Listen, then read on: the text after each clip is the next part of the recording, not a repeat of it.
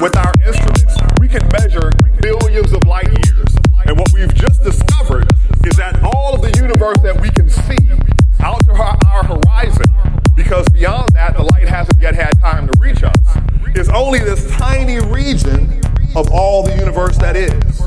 But is it infinite? In fact, no one really knows.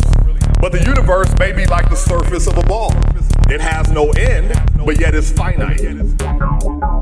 You and I are infinite choice makers.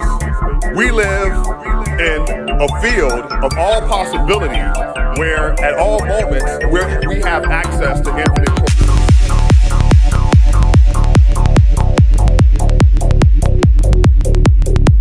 You can find that it sums to a very large positive value. And so for me, that infinity is hope. And that's the infinity that matters to me. Thank you.